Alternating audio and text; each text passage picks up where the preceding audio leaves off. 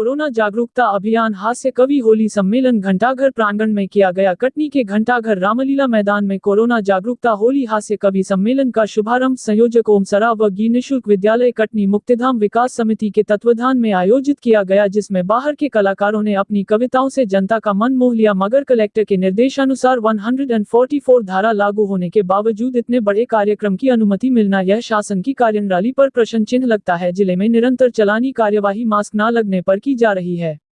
एक और कोरोना मध्य प्रदेश में बढ़ रहा है, यह शासन का कहना है। दूसरी तरफ बड़े कार्यक्रम की अनुमति दे दी जाती है जिसमें भारी संख्या में जनता एकत्रित होती है। तारक मेहता के उल्टे चश्मा के स्टार शैलेश लोढ़ा को देखने के लिए जनता अनुमानित से भी ज्यादा आई।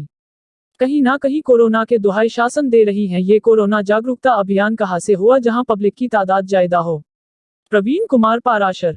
वीर हमारे आगे पिघल जाती है खुद शमशीर हमारे आगे, छुपे रुस्तम हैं जमाने की खबर रखते हैं, जमीन तो क्या है आसमानों पे नजर रखते हैं। जरा जोरदार तालियां आपने वाह वाह क्या सहयोगी विकास समिति दुनिया का पहला कविता उद्यान है जो मनोहर मनोज जी के दिशा निर्देश में तैयार हो रहा है।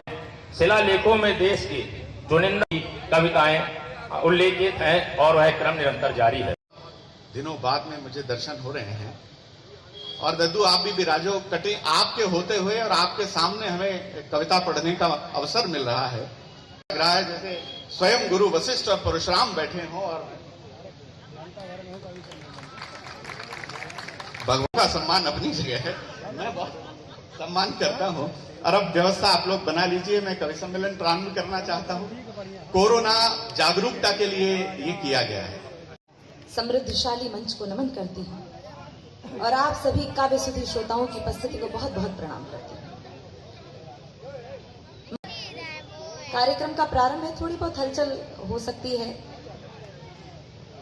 ये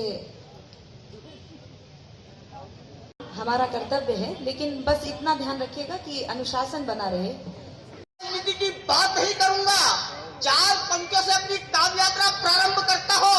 4 पंक्तियों उस महापुरुष के नाम पढ़ना चाहता हो, 4 पंक्तियां अटल जी के नाम पढ़ना चाहता हूं। और एक बात आपको याद दिलाना चाहता हूं कि अटल बिहारी जी पाकिस्तान के दौरे पर जाते हैं तो वहां की एक महिला पत्रकार उनसे एक सवाल करती है कि अटल जी मैं आपसे शादी करना चाहती हूँ, मगर मेरी ये शर्त है कि मुझे मुंह दिखाई में कश्मीर चाहिए। तो अटल बिहारी जी जो उस वक्त जवाब देते हैं वो जवाब में पंक्तियों के माध्यम से आपके सामने रखता हो। एक बार पूरा सदन तालियों के साथ मुझे आदेशित करें। आदरणीय संजय जी, मेरी 2 बहनें और ये मेरे 2 भाई जो अब निपट चुके हैं।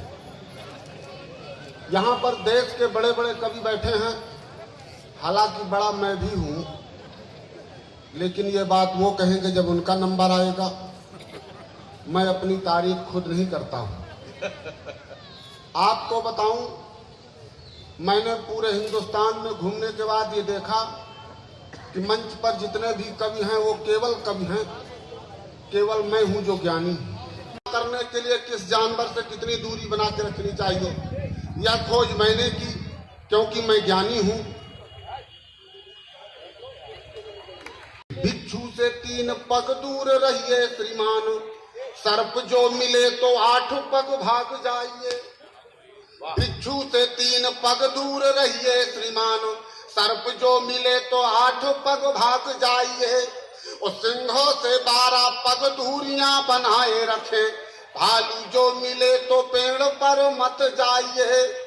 तो विष खोपरा से आप 20 पग दूर रहें, प्रेत जो मिले तो हनुमत गुण गाइए। किंतु धोखे से भी यदि भ्रष्ट नेता मिल जाए, मेरी बात मानिए अदृश्य हो जाइए। दादा ने हमको बहुत अच्छे ढंग से उठाया है, भगवान दादा को भी अच्छे ढंग से उठाए। अभी कविता दीदी माँ की वंदना करके गई हैं, इतना ओजस्वी काव्य पाठ था कि लग रहा था माँ दुर्गा का तेज स्वयं उनके अंदर आ गया है। उसके बाद डायरेक्ट दादा ने हमको खड़ा कर दिया, ऐसा लगा जैसे माँ दुर्गा के बाद डायरेक्ट भैरव बाबा प्रकट हुए हों। पीछे तक आवाज आप लोग को आ रही है? आप लोग क्यों इतने शांत बैठे हुए हैं जैसे मेरी श्राद्ध में बैठे हो? ताली पीछे तक बजा करके एक बार बताइए। दादा ने बताया कि मैं रीवा से आया हूं। रीवा जो लोग गए होंगे वो जानते होंगे, रीवा सफेद शेर की धरती कही जाती है, व्हाइट टाइगर की धरती कही जाती है रीवा। कुछ लोग लेकिन ये सोच रहे होंगे कि मनोहर दत्तू ने व्हाइट टाइगर की धरती से ये ब्लैक चिंपैंजी कहां से बुला लिया। आप आनंद के साथ रहिए। मैं पहले कवि के रूप में हूं, आप मजाक मत समझिए। पहले कवि का काव्य पाठ मजाक मत होता, हल्के मत लीजिए। पहले कवि का पढ़ना मतलब आप ये समझ लीजिए, ओपनिंग बताइएगा कवि सम्मेलन शुरू हो रहा है, जरा सा मैं इनकी अगवानी में खड़ा हुआ हूं। पहले कवि का पढ़ाना, ओपनिंग कवि का पढ़ाना मतलब आप ये समझ लीजिए कि संचालक द्वारा कोरोना वैक्सीन का ट्रायल किया जा रहा है। मजाक की बात नहीं, हल्के मत लीजिए। सफल रहा तो ठीक, अगर निपट गया तो दूसरा प्रयास किया जाएगा। आप लोग एकदम खामोश बैठे, चिंता मत करिए, कोई दिक्कत नहीं। आप आनंद के साथ बैठिए, एकदम इस तरह खामोश बैठे जैसे आप लोग किसान आंदोलन में बैठे हो और मुझको राकेश टिकैत की तरह लगा दिया गया। आनंद के साथ। मुझे शंका हो रही है कि कितने लोग श्रोता हैं। दरअसल कभी कभी कंफ्यूज हो जाता है, ताली नहीं आती तो संकट का दिक्कत है। मैं विवाह के पहले गीतकार भी बहुत अच्छा था। हाँ, ऐसा होता है। विवाह के पहले जो लोग मोहम्मद रफी की तरह गीत गाया करते हैं, विवाह के बाद ज्यादातर मनमोहन सिंह हो जाते हैं। चाहिए खीर, चाहिए कद्दू की सब्जी चाहिए। एयर होस्टेस इनके कान में मुंह लगाई, बोली देखिए सर, आप फ्लाइट में बैठे हैं, विजय माल्या के तेरही में नहीं बैठे हैं। आदत खराब, आदत खराब। हमारे मोहल्ले में बस कंडक्टर की शादी हुई तो आदत खराब थी। जयमाले के समय गया तो बीवी से बोला कि थोड़ा और खसको, अभी 2 सवारी की जगह और खाली है। तो आदत खराब है। एक बार ताली बजा करके बताइए कि हमारी